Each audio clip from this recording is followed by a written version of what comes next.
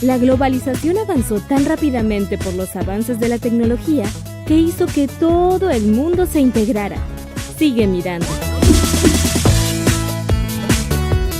Santi, ¿por qué surge la globalización? Con el fin de la Segunda Guerra Mundial y la eliminación casi por completo de los regímenes fascistas en Europa, el mundo quedó enfrentado nuevamente. Las diferencias entre el capitalismo y el socialismo no tardaron mucho en hacerse ver. La Guerra Fría. Durante los años en los que se desarrolló este conflicto, ambos bloques, el socialista liderado por la Unión Soviética y el capitalista liderado por Estados Unidos, intentaban demostrar que su sistema económico-social era mejor que el opuesto. El bloque socialista industrializó a los países del este europeo generalmente agrarios. En el caso de las economías capitalistas, surgieron estados benefactores. Los estados benefactores surgieron en Europa a partir de la década de 1950. Garantizaron el consumo de los sectores obreros y los sectores medios a través del aumento salarial, los seguros de desempleo y un sistema de seguridad social basado en la educación, vivienda y salud. En el contexto de la Guerra Fría, frente a la amenaza constante de los socialistas, el capitalismo tenía que demostrar que también era un sistema en el cual se podía vivir bien. ¿Y qué pasó cuando cayó la Unión Soviética? Las cosas cambiaron bastante.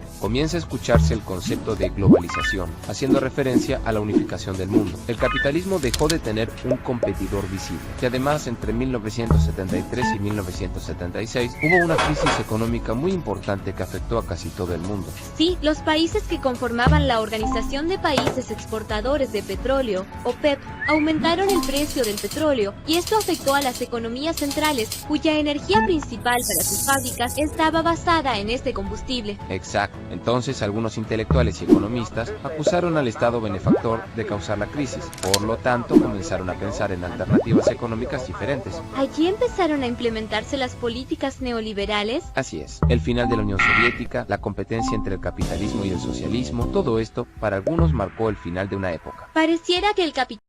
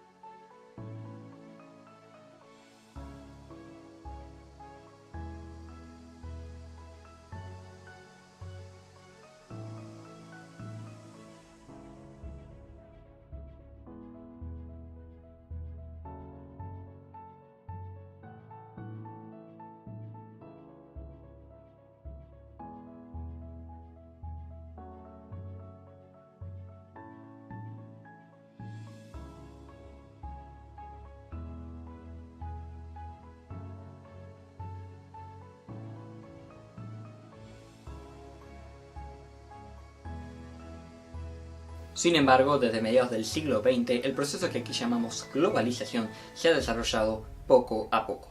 Este proceso es definido por la integración de las economías y el comercio de los diferentes países en un sistema o mercado capitalista mundial o global. Esto es posible en gran parte gracias al avance científico y tecnológico, con especial énfasis en las tecnologías de la comunicación, las cuales hacen posible que el intercambio de información y comunicaciones de un lado a otro del planeta ya no sea un proceso lento o complicado.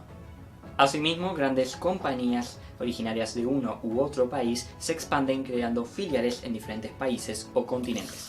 Ejemplos de estos sobran.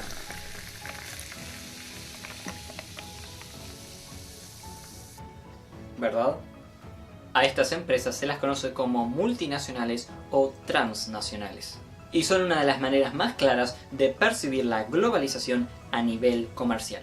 Por ejemplo, ya sea que nos encontremos sobre una avenida comercial en Norteamérica, Sudamérica o Europa, por mencionar algunas, podremos encontrar los mismos restaurantes, las mismas tiendas y las mismas publicidades en cualquiera de ellas. Esto significa también que un ciudadano europeo y uno asiático puede tener exactamente el mismo celular y recién haber comido la misma hamburguesa. Hablando de hamburguesas, existe el índice Big Mac, que es utilizado para comparar el costo de vida de los países y la valoración de sus monedas respecto al dólar estadounidense. Ahora, claramente, dicho índice no podría existir si no hubiera esa hamburguesa en la mayoría de los países del mundo. lo cual también tiene que ver con otro punto de importancia que la globalización significa, y es la cultura. Esto significa que el consumo cultural de los países pasa a ser también algo más estandarizado o compartido, donde los productos culturales como cine, televisión, literatura, música, videojuegos, entre otros, son difundidos y consumidos en todo